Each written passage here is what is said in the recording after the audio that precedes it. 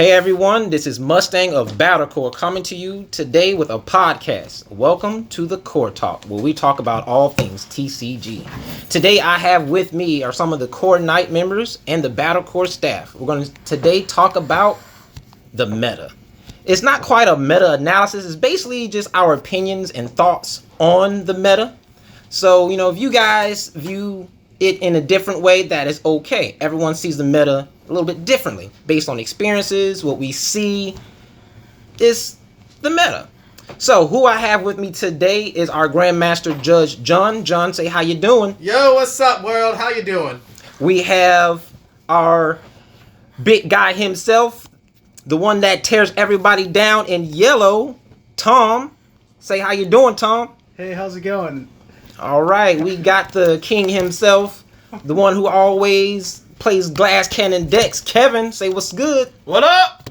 All right, and in the card development of Battlecore, we got the quiet but most powerful Isaac. Say Isaac, what's good. I'm not the most powerful guy. You're the main protagonist. What do you mean? This is lies. All right, so everyone, I have a question to ask, and I know we talked a little bit before the podcast, just goofing off, but I do have a question, and it's only because I want to say like a week or two ago, we were with Benjamin Lee and his guys, and we were talking about purple, and they said that purple is pretty much up there with Lord Nightmare. And Tom, you yourself play Lord Nightmare. And John, you play purple. What are your thoughts on these two decks that stand in the meta? Is purple up there with yellow? Is yellow basically just on top as like a S tier by itself? Or is it in that A tier with purple? Because some people put purple as an A tier, not really an S tier deck. So what are your thoughts on it? Even including you, Kevin, because we have experiences fighting both of these decks. Yeah. See, with both of those decks, I like to call them free decks, because whatever you're doing, you're getting stuff for free. With Lord Nightmon, you've got free ultimates being called. You get free champions, free rookies. And if you have Angelomon under them, you get more free rookies. With the purple loop, you get more free... You're laughing? You're definitely laughing because I'm laughing too. Because I always pick on Tom about that one word. This shit free. It's free. It's free. The set before this shit is free. Everyone else, it's not free. What the fuck you mean? Oh, this shit's free. That mean you didn't get hit by it yet. Right. What stipulation they got? It is 100% free. I will admit that. But purple's just as annoying. But they have so much memory gain. They have a lot more free advantage, but they have to set up in order to do it. With yellow, as long as we have all the pieces, we can go in. With purple, they have to wait a little bit and stall, but once they're done stalling, you're doomed. It's a ticking time bomb. It really is. That's a pretty good analogy. That is a pretty good analogy. Ticking time bomb. Like Yeah. You can It see the really clock is. going down. You can This see is the a clock what? going down. Oh, you talking about purple? Yeah, purple. Oh yeah. When you see that drop zone and you ask, how many cards you drop zone, they go like, doesn't matter. Yeah, it does. No, actually, no. The funny thing is, No, it doesn't matter to you because you don't got 10. It matters to me because that's a timer right there. no. The funny thing is, you know exactly when they're about to go off too. It's physically there. It's like, if I don't kill them now, they're about to fucking destroy me. It's like facing purple seems to be like it happen. Facing purple seems to be like defusing a bomb. Like it's like if you don't cut the wire correctly, you're like, oh man, I'm dead. Like You cut the wire wrong. It's more the timer goes up. Yeah. You're like, dang, I just killed this monster. 3 seconds just increased. And it's not that it's just entirely purple. It's just specifically the Lilith loop that's very, very, very, very strong. Because it has the ability to recycle all your pieces so you can do it again the next turn. You mean Jack's Raid? The next turn. Jack's Raid? The next turn. You bastard. You don't need tamers. You don't need nothing. You can put me to 1. With a Lilithmon and a Jack's Raid, I go up to 4. Well, that's sort of not true. You normally, in order to get the loop off, you're casting the Mega Evolution. So you need Only the at white least tamer. Yeah, you need at least You need a white tamer. Only the white tamer. But like if But if you're actually hard digivolving, it still hurts because it's actually there's no longer a timer. you're in trouble. Yeah, bro. He started doing that recently on me, which caught me off guard last night. We were just playing over Discord, and I'm sitting here. You're right. I'm sitting here waiting for this dude to play a tamer, so to turn a pass, I could do something, and then he'll go into his Mega Fusion. This dude was like, I'm at 3 swords, and I was like, what? He just immediately went into swords, and there's 2 ultimates out there, and I'm like, wait a minute. This is not supposed to be like this. Dude, the next turn, I felt like the timer was over. Like the timer was already It already blew up. And I'm looking at his drop zone. It's like there's only 4 cars over there. But why the timer already at 10? Why I feel like the timer at 10? Yeah. I think Dude, that just the next following turn, Lilithmon, Ultimate Fusion. Why? The dude already got swords. It's white. Yeah. Yep. And I'm sitting there like, oh my goodness. I'ma fucking do I'm it in danger. again. Right. So I was like, bruh, that's crazy. So yeah, It the is deck strong. can function with or without the tamer. Having the white tamer on the field just means we can do it more consistently easier because we don't have to pay 6 for a Zords. But The only extra advantage of it to being done early is that you don't get the memory gain that you do when you're selling out. you don't get the entire memory Yep. gain. Crazy, ain't it? And that's my gripe with that, because if the easiest way to counter that, in my opinion, is just run like something with multiple securities or piercing, and we can't do much about piercing. Green will stomp on us. That, Yeah, but Rookie ain't not a lot of Rusher- green players right now, though. Yeah. Actually, that right there is a good point to bring up. With the 2, I'm gonna call these complementary colors, because every time I think blue, I think green at the same time. I don't know why. We could blame Imperial for that. Where do you think this green sits at in the meta? Right. And the reason why I'm saying that is because I haven't heard any tops with the green. I know that it's strong and it puts things down. There may be some tops that I have not seen, which is probably true. I'm not always watching social media to get all this information. That's true. But where do you guys think green sits? And we all know Imperial just came out and just started raffle stomping everyone, so we know that deck is strong. So where do you think these 2 fit For green specifically, right? for green specifically? So for green specifically, I'm feeling right now is in set 5. Green's not really doing too much. Yes, Refreezemon works really well, but the only thing Refreezemon does is stall turn and doesn't really punish your opponent for doing anything. Versus last set, Nidhogg showed up and absolutely destroyed the meta. So you don't think Nidhogg is impactful as it used to No, be? no, Nidhogg is actually still impactful. I'm saying Nidhogg is so impactful that it faded out whatever set 5 support is. Because my friend Graham, he said like, yes, Refreeze is cute. It's cute. It's easy to play. It's nothing. It new. doesn't do anything. So would you say that set 4 of green support still overshadows set 5? It overshadows it completely. Okay. Only until set 6, where we don't have yet, maybe we'll outshot Nidhogg. But even then, you still play Nidhogg. Just because of the pure fact of, oh, you have rested Digimon? Goodbye, your board. It's gone. Oh, 5k or lower? Everything is a 5k or lower now. Blockers, rookies, most big pieces, playing Rookie Rush, they're gone. Yeah. That's actually why I play a few champions that are actually 6K. to Yes, avoid I stuff will like recommend that. you doing that. And I will also recommend in this meta right now to play, if you got the 5k blockers, play the 6k blockers too. Because you might not know. If they hit you with a Supreme Cameron with Omni, a Alter S, or Nidhogg, at least you get to keep a champion. So what about the OTK green build that everyone was like flaunting about not too long ago? So for OTK green, right? Because how we know is OTK, but the thing is, to pull it off, there's about a 45% chance of actually pulling it off successfully, and can still get shut down by a block, literally a perfect time option blocker or anything else. It's just as you said, a glass cannon.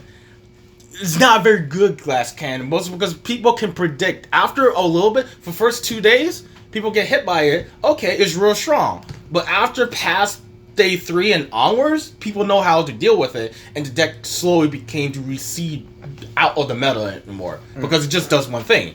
I'm gonna hit you and punch you really hard, but I can't always get it off. I feel like definitely the OTK Green was one of those builds that came out. It's like, oh, it's really strong, as Kevin said, and just kind of faded out once people started making actual games. You know, players talk, players communicate, share strategies, and I think enough people realize it's a good strategy against the OTK that it kind of faded out because like, oh, we found the fatal weakness to Green OTK, and it's no longer viable. Yeah. You know, it's faded out into existence, and then because of what happened, it spawned another beast called option control or security control, which is literally the So we're talking about the red yellow security deck? No, not even that. Not red, just security control. So we're talking about there's 2 variants of it. Okay. Meaning the red yellow, as you said before, and there's another version where you use purple and ultimate flare. Right, I do know what you're talking about. Yes. Yep. That one essentially was able to make the green OTK deck irrelevant because I got Piercing Jamming. Either way, they're playing yellow with it because they want to add more security. To it. Yes. But I also think that green took a hit just because in set 5 they had the 3 rookies for red, blue, and yellow that say you can't reduce cost, and that was green's main thing. If you shut that off, they're in trouble. Yeah. They turned into basically a vanilla deck. They have to use a resource to punch over it, and that's it. Normally they have to rest it, and then they punch over it, which means that they have to waste a rest. There's only one card in green that can get over that, and that is the new Tamer they got, because it just evolves for free without reducing cost. Right. So that can get over it.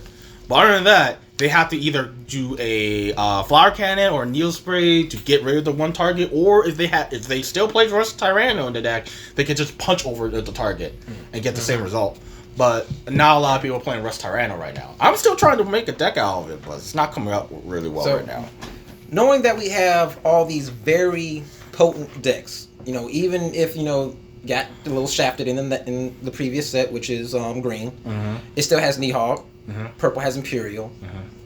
I said purple. Purple. Imperial. You mean blue? Blue has Imperial. Blue and green. Purple has, you know, the Lilith Loop, and Lord Nightnon exists in his own plane of, you know, the universe. His own little pocket. Then, you know, of course, you'll find the discrimination amongst this group. Yeah, you see over there. Now, of course, you know, red is still red is still a really good contender due to Blitz.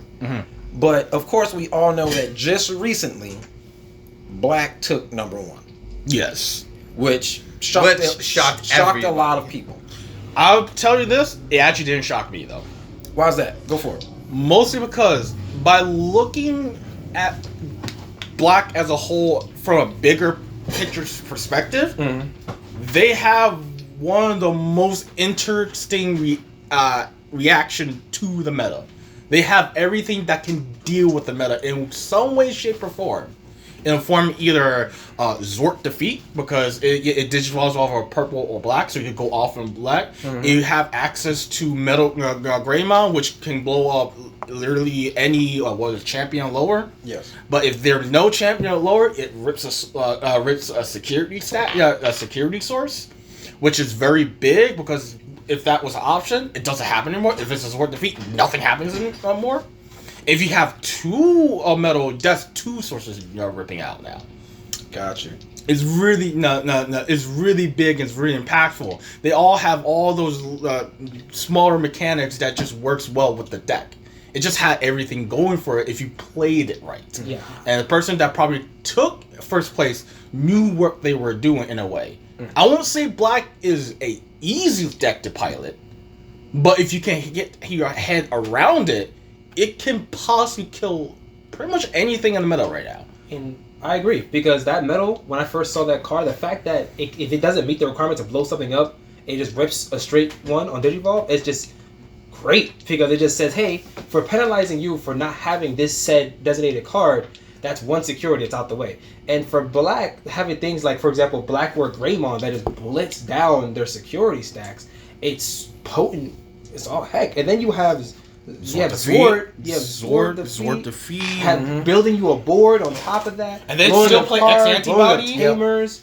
It's, On top of that, giving them blocker, like a Zort, staring down a Zort defeat with blocker. yeah, it's That can it's literally fun. just block one attack. If it dies to an Omnimon, takes the Omnimon out with it, or takes another attacker out with it. Like the only issue I really see with I guess black, I mean from my point of view, is that maybe it's mega dependent because it just when it hits the mega, that's when things have to pop off. But before, it doesn't seem like it does much else.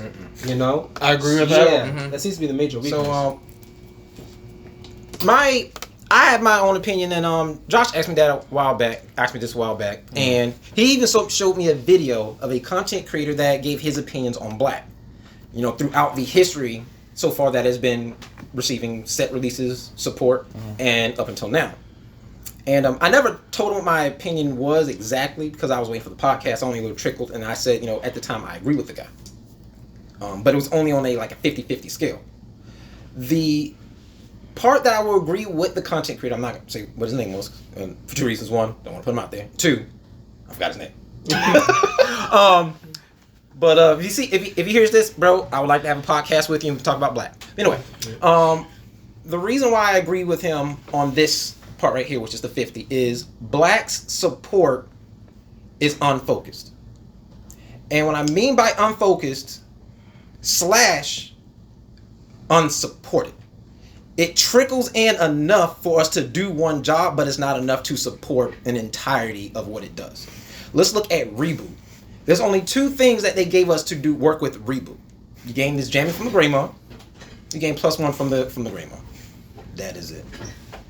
There's nothing else that says, oh, if you have Reboot, this happens. Or let's look at Yellow. Say if something gets reduced in DP, trigger.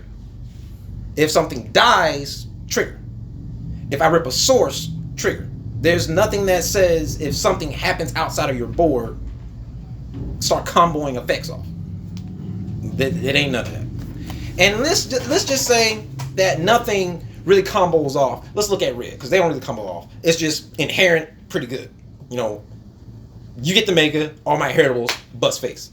Black ain't that strong for our inheritables to make a difference. So that's one thing I will agree with him on.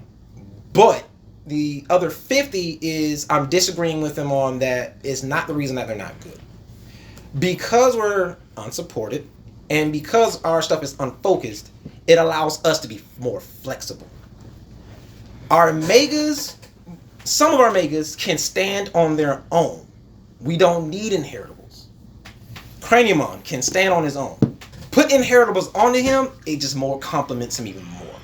Give this dude a Reboot, Toy Agumon, he's a Reboot blocker that you can't kill with skills. You have to fight this guy. Or Electro. Let's look at Battlecore Greymon. Random Ghost. Let's look at Battlecore Greymon. The one that you said, you know, that can, the Digiburst 2, stand back up, swing again. He can do the job by himself. All he needs is inheritables. What you put under him complements what he does.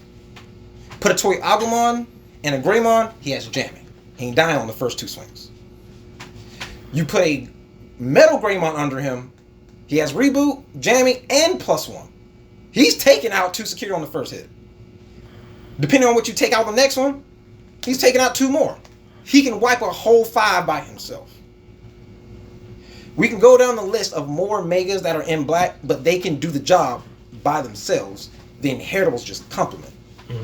But because it's not focused, of course, the job of those inheritables or the playstyle that Black's supposed to have ain't there. It's just random strategies getting thrown out. The way you describe Black, the more you talk about Black, the more you remind me of Red Eyes Black Dragon support in Yu-Gi-Oh. And that's a perfect example. Black, it may be unfocused and the stuff it does may be unsupported, but because it's unsupported, it's making us flexible, and because we're flexible, we have more potential. Yep. And like he said, no offense to yellow players, Lord Nightmon comes out, and because of what Lord Nightmon already has from the supports previously, all you need is Lord Nightmon and it does the job. It does it by itself. It's easier to use, it's easier to play. You know, the benefits that you get from Lord Nightmon is far greater. When you're playing Black, like he was saying, like you said, it really takes a skilled player to grab what Black does, push it to the next level, and say, look, I know I'm playing against yellow. What can Black do to circumvent what yellow's going to end up doing to me if I end up playing it? If I'm playing against purple, what can I do to circumvent what purple's going to end up playing? Because our stuff can't be easily shut down, like you said with the metal Greymon, you can't stop them that. Unless the only way to stop it is make sure I don't have sources. But if I'm coming out of the raising area, you can't stop me. Wait. Quick question though. Metal Greymon? Metal Greymon. Sorry. Yeah, you can't stop me. I'm doing my job. You know this Metal Greymon exists. Am I right? Put something out so I can kill it, which is one Digimon you're not using anymore, which is cool. But if you play something out, at some point you either you ended your turn because you have to hard play that, or via skill, whatever, or I'm taking a stack. One of the two options. There's a plus with you regardless. Right. Yeah. But because we don't do a lot more potent control as others, me personally, I think people sway away from it. Purple, y'all have retaliation and option cards that can just get things right out of the way. Right. Yellow, y'all do yellow stuff. No offense, nobody can counterplay against DP minus. Green, they want you to swing. Actually, they dare you to swing. They don't mind being patient. I feel like green players are the most patient people I've ever seen. They will wait with an ultimate and just wait and then build something else. And punch you. And then punch you with it. They don't even care you take 3 security on the way there. Because they know once they rip you off, they come in for your stuff. Piercing's a thing. Yeah, piercing's the thing. You tap And it then down. they also have access to Volt Arms. So they don't mind. Oh, both. They always Now, Voldemort. granted, Blue has Hex Blaumon. Of course, it's not as potent as everyone thinks. In this set, next set, it'll definitely kick up, but y'all still have access to it. Yes. Rip sources, you can mix it in with a lot of other decks. Yeah. Imperial Dramon does not have a lot of control, but its aggression is so fast, its tempo is fast. So- I think that is its form Tempo's of so control. fast. No. This is what my favorite saying is for multiple card advantage. Now, especially for Imperial. I don't got card removal. I got player removal, though. Right. And that's You what got Imperial jamming. is. That is its control, is that increased tempo, knocking you out the way, and you have to play catch up. And even though Red is will definitely kick up next season, I'm still gonna put him in there with the whole Imperial gameplay of and tempo increasing, because Red has always been about hitting hard and just keep pushing. They increase the tempo of the game, and now they have control in the way of blitz, especially with the blitz. Greymon, Digivolve on it, hit us, standing unit. Black don't got that. Black's like, we got Digivolve, but it's stipulated. Target a 7 cost or less for certain things. And for the really good ones, you need to be on level 7, which is the Ragnarlord Inheritables. But we're not going to always guarantee we're going to be on level 7 not pass our turn, unless we're playing Ragnarlord. So, and then let's look at the stuff that we got from the Diaboromon set. The Infinity Flare. If I want to Digivolve something, I got to pay 8. It's not bad. That's Ultimate Flare. Right, Ultimate Flare. Infinity Cannon is the other one you're Yeah. talking I Digivolve it by 4, I think. And then 3. kill it, but Digivolve by 3. 3, and then delete any Digimon with a cost of 3 or less. about. Right. Something like that. Any level 3. No, it's three costs. Digimon with the Any cost of 3 3 or costs less. or less. Yep, 3 costs or less. So if you have a champion that's the 3 cost, it goes. Yeah, so that right there is an option card. We also got another one that's a 4 cost that Digivolves by 2. And then we got another option card, Genocide Attack, which is a 5, which kills a 7 play cost or less. But these are options. Everyone's play styles can be done by the Digimons themselves. Now, of course, we have access to Blitz Greymon, but he's primarily red, so that, of course, there's no Source Defeat can place on him. But anyway, we still have access to it. But when it comes to just Digivolving control, we don't got it. So Metal Garurumon coming out with that skill was freaking brilliant, because now we have control, and if we can't flip the control on you, I gain something in return. You know the funny part was, before set 5 even came out, people wasn't really paying attention to what Metal Garurumon was doing. Funny enough, everybody was saying, "Oh, Hex gonna be strong." And a Lord lot Nightmon's of gonna people hit. like Diaboromon. Diaboromon. Yeah. They That all was the main completely focus of overshadowed Metal Greymon. Metal Garurumon. Metal Garurumon, right?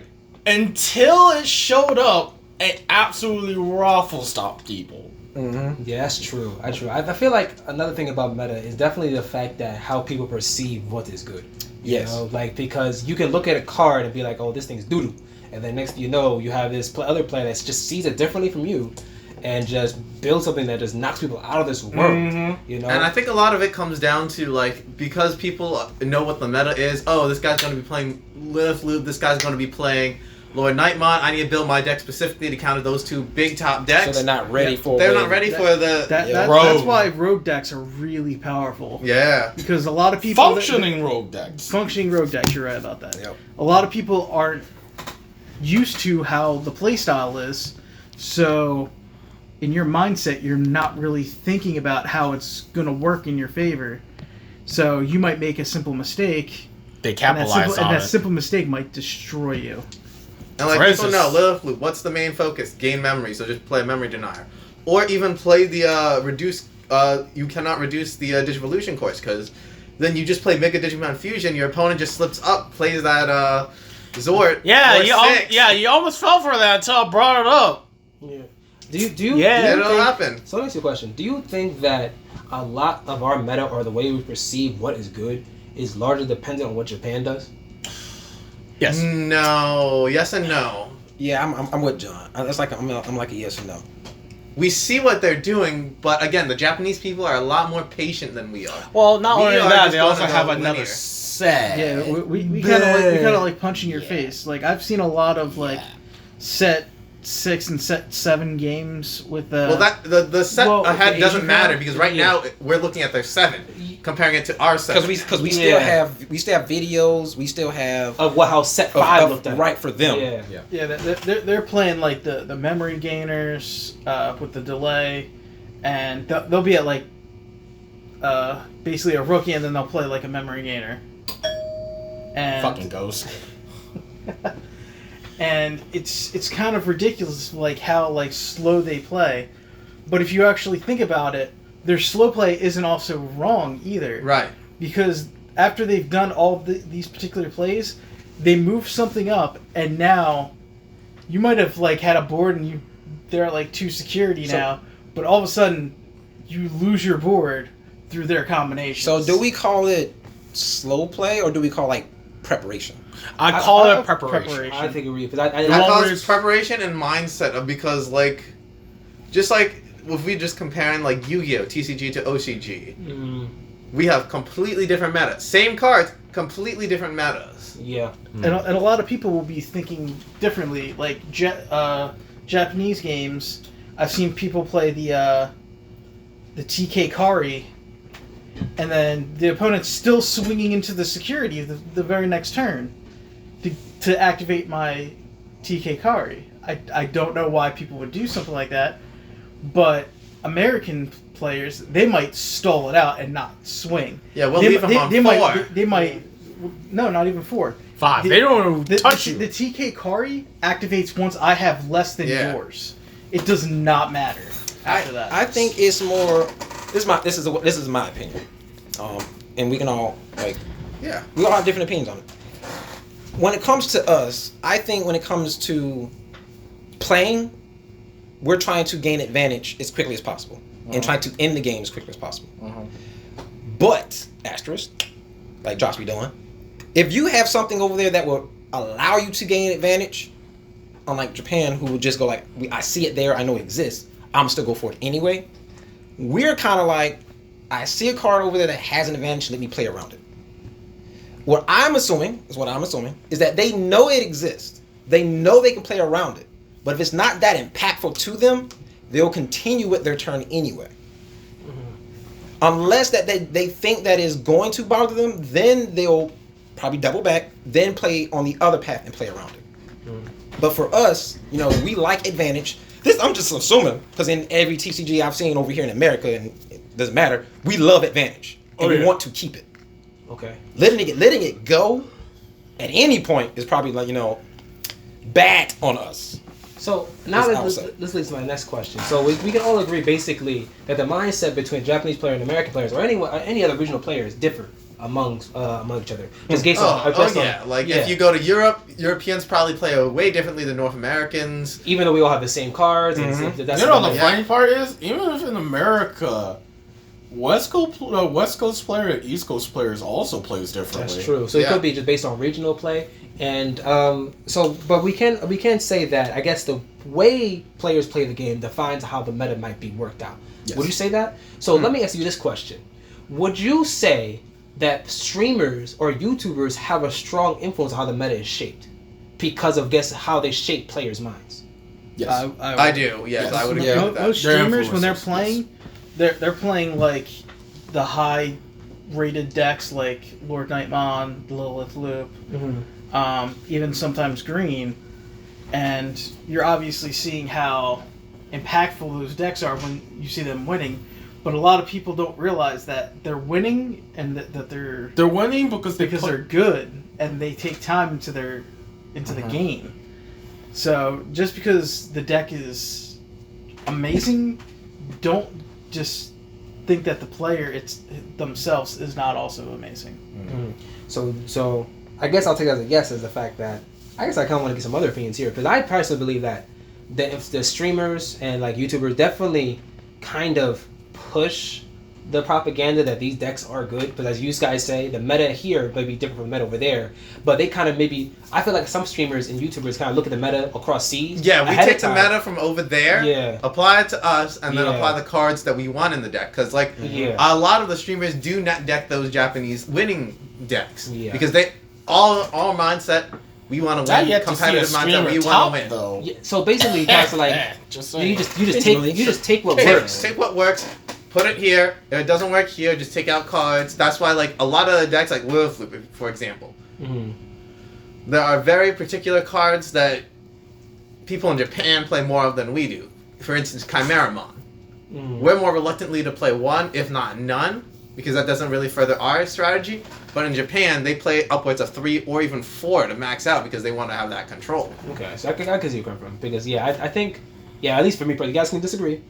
I think personally that that some of these streamers, because I can granted some of them are actually good players, but some of them don't seem like they are. It kind of it kind of just take a deck, use it to make themselves seem good, and then kind of pushes the idea on the audience that this deck is good. Because some And decks also- are just self-playing. Like, honestly, yes. Honestly, like they're the light swarms. no of the offense, deck. no offense to Yellow, but Yellow's just ditch evolve into. We will Lord say that a Nightmon. lot.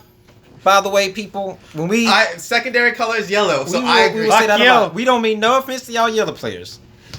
Just know the word free exists every time I see y'all. That's Yeah. it. Okay, you moving on. You little So minions. let's just put it out there. Like, you have a Lord Nightmon in your hand. You have the path to go straight up. You're gonna go straight up to Lord Nightmon. Play that Lord Nightmon. You have cards in your hand. You're just gonna play it down for free. See, weirdly enough, that's not the way I play. I like to stand in ultimate, have a TK on the field, and I want to see you drop your Lord Nightmon first. Because then I'm either dropping my Lord Nightmon, or I'm dropping my War Greymon on you. Which I want to double back on that. I still don't think Lord Nightmon is that good. I still War Greymon. Oh. Which I'm gonna go 50-50 on you. I'm gonna go 50-50 on you. Just like the last set, which came out with War Greymon. Am I right? Yeah. It was very potent. Annoyingly potent. Yeah, remember that McDonald build? Annoying potent. I think I'm gonna say the same thing I said then as I said this time, which I still feel like I am right. Yellow is freaking strong, and there's no counterplay to it. Very little.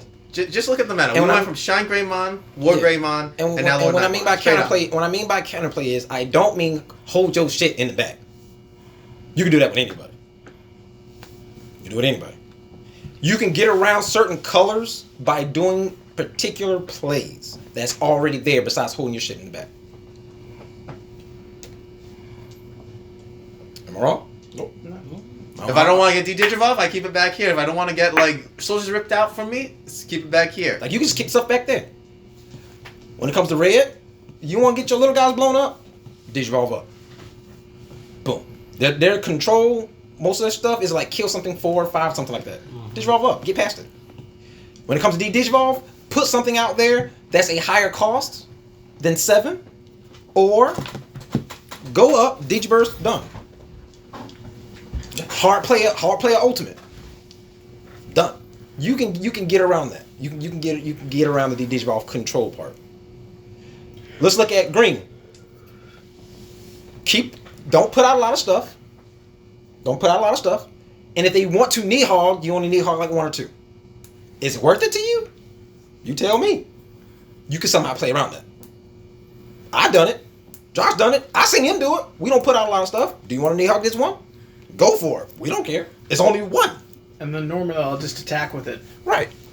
And then drop another one. Or put some stuff out there back to back, but start leveling them up to the point where Nidhogg can't just board wipe a lot of things. He can only hit 1 that's already attacked. Or if you want to hit the rest of them, give me an option card. Blue, put out a lot of things. Or let them rip sources from Hex Blaumon, then kill Hex Blaumon. You can just kill the guy. Once Hex Blaumon's gone, there's no Hex Blaumon freezing.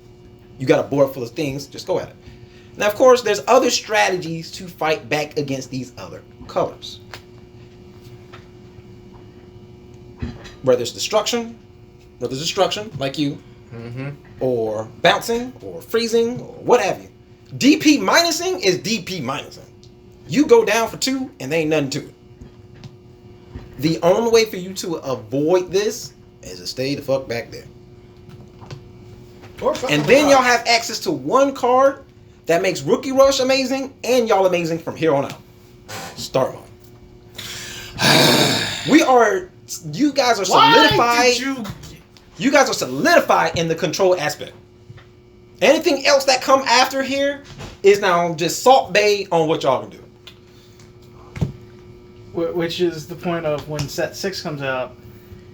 I agree with Kevin that War Greymon is the better card, but it dies so easily to security. But thankfully, with the new Pulsemon in set 6, you'll have jamming. And now you're giving yellow jamming. They're getting what? They're getting jamming. Yeah, yellow gets jamming. Oh, it's an inherent jamming. Oh my god. So, what could possibly go wrong? So with that being said, the last question I want to ask you guys before we close out, this week's podcast. With the information we know from different colors and our experiences in the meta, hosting events, participating, watching other people participate, whether it's streamers or the results, do we dub this meta healthy, unhealthy, gray area? What do you think? I'll say this. I'd say it is in the aspect of. I say it is healthy in the aspect of we're seeing every color actually being represented. We're seeing actually every color being somewhat relevant. Lord Nightmaw is real strong. We've seen purple coming to deal with the Lord Nightmaw. We've seen the blue come over that just to deal with all.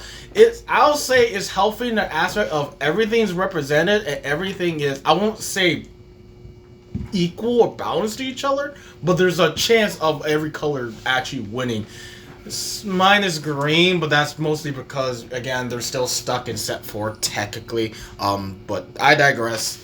Every color is represented in some way, shape, or form. And I'll say, in that aspect, I'll say it's healthy. What I don't find healthy is all the little jimmies out there picking up the, again, Lord Nightmaw or purple and expect to do well just to get Raffle Stomped and then blaming to deck. And that's just because you don't know how to play the damn deck. That's why I probably have a problem with this set. What you got, John? I feel like the meta is healthy-ish to an extent. I do agree with him, like, while we do see representation of all of them, it's not heavy representation. It's more skewed towards yellow, purple, red, because they have the fancy stuff, because also everybody knows Jesmon's gonna come next. Oh yeah, they're just setting up for Jesmon. So they're trying to figure out the deck right before Jesmon comes out.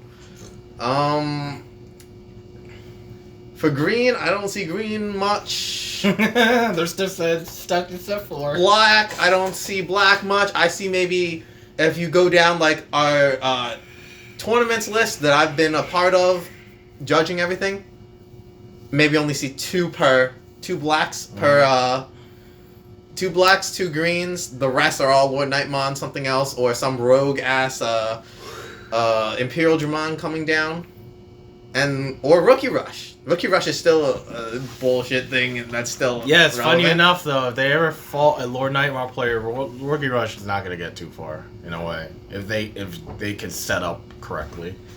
And for something to be like healthy, I believe that every deck should have at least a close representation, not an even representation, but at least a very, very close representation for each color. Like green, like there's so many things that could clear green.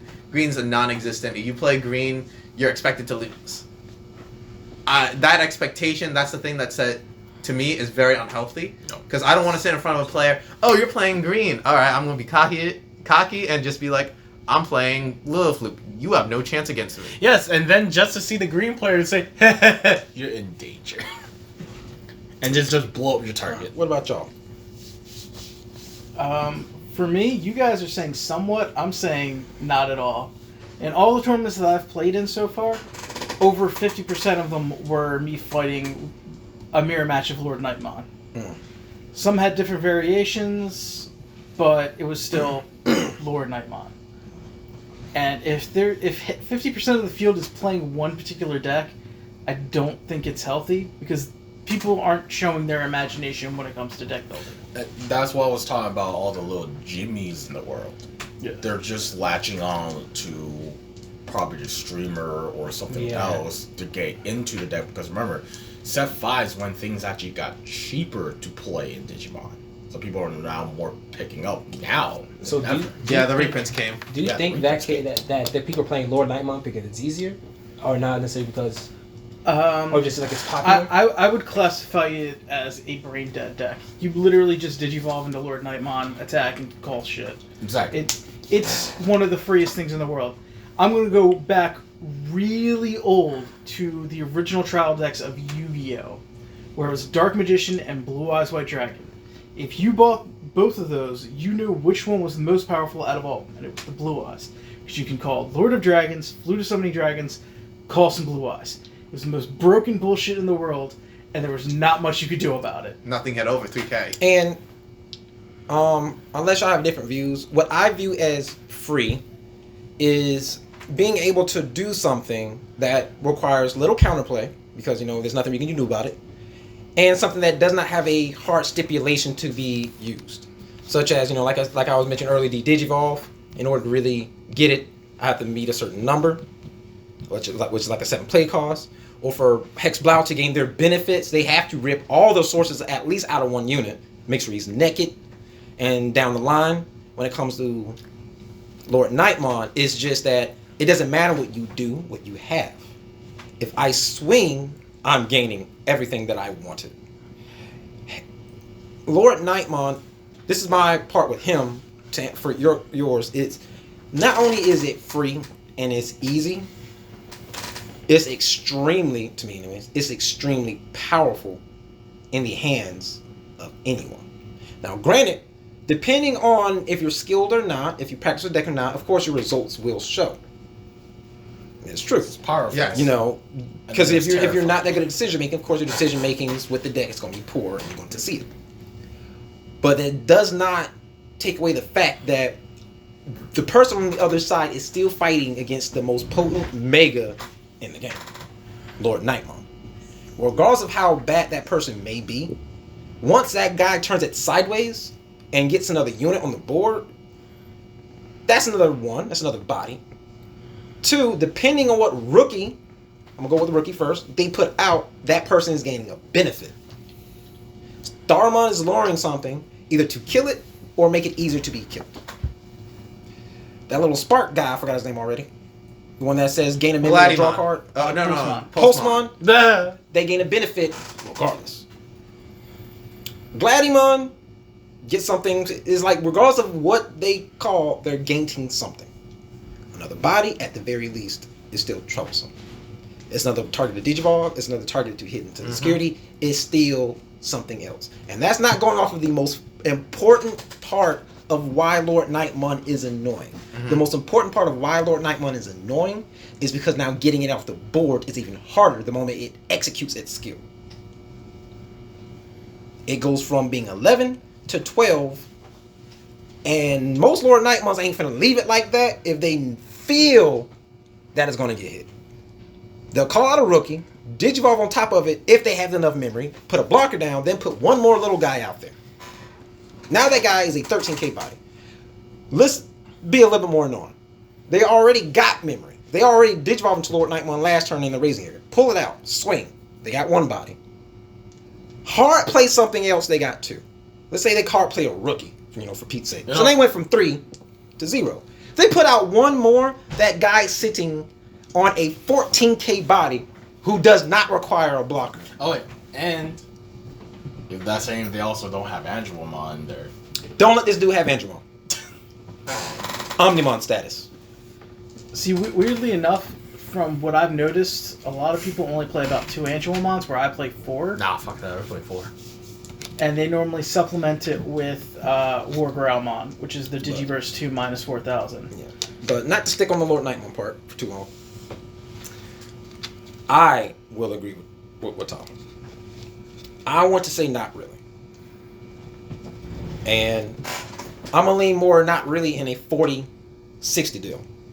60, that is, the meta here is unhealthy. And my only reason why I will say it's unhealthy is because of what one of them said. Creativity kind of went out the window. Because at the moment, I think we all will agree of how the meta works. I think it's the most popular deck that gets played the most. Basically controls that meta in percentages. Lord Nightmon drags people toward it because of what it can do. And the win percentage that it has. So of course Lord Nightmon is going to be that nice overall. But people are playing in regionals, big local tournaments. They want to win. Because, there's really no counterplay in any other colors to check yellow. There's no reason to push away from Lord Nightmon. All you really need is a Lord Nightmon. You get your hands on that particular mega. I'm not saying you can, but you can flex everything else. The deck's really potent. And because of that, to me personally, every other color doesn't seem worth it in investment to the players. They want to win. They want to play in this meta that just got released. How can I play, still have fun? Most people have fun when they're winning. I'm not saying you can't have fun when you're losing. But you have more fun when you're winning. Lord Nightmon will shut your winnings down. Lord Nightmon will shut what you're doing down to the point that even if you have a deck that does something, you're not feeling like you're doing what your deck's supposed to do. Decks swarming a board, DP minusing, they have access to Volva arms. They also got that Masquerade card. It will shut you down to the point, you're not enjoying yourself. How can you enjoy yourself? Let me invest into Lord Nightmon, build the deck, and have fun. You can, even if someone's bad mouthing, Lord Nightmon, I guarantee you that person will still enjoy the game if they played Lord Nightmon. Why? Because you're still playing the entirety of the game that you wanted to play, Digimon. Now, of course, someone like me wouldn't play the game, wouldn't play the deck. I'll fight against it with everything I got. But that is my opinion on is that because there's leaning toward the Lord Nightmon, there's nothing that really checks it. Granted, you do have Imperial Dramon who speeds up the game. Players. You do have the dice roll between the purple players. Checks it. You will every now and then have this one nice little rookie rush player that goes in and checks it. But toward the meta, I personally say, because there's so many floods of Lord Nightmon, and I think one tournament was I think we seen it was like 40%, 40-50% of these players all ran Lord Nightmon. Yeah. And it was just ridiculous. I'm pretty sure in every tournament I've Right. seen 50%. And the top 8, top 4, top 16 always has at least half of them be Lord Nightmons. All right, so we'll end it with the last point. You have an opinion? Nah, not really. All right. No, you're not that deep. Well, everyone, this is our opinions on the meta. Like I said, it's just our opinions from our experiences, what we see. So, your views on the meta may be different, and that is okay. This is how we all evolve and adapt, is by getting different opinions and different mindsets, so we can fight back against the things that we see and experience in shops, regionals, and just even talking with friends. It allows us to be able to combat these things that we call, Lord Nightmare players. No, I'm just playing the meta. No, But, no, No, what are you talking about? You got it It's right. out. It's I out. can see the title now. Attack of the Lord Knight. Attack a little that but anyway, guys, thank you so much for being on the podcast today. Taking time out, you guys. Thank you so much. This will wrap up today's segment. Thank you guys so much. I am Mustang of Battlecore, signing out. Remember to like, comment, and subscribe. And leave questions down below. Peace.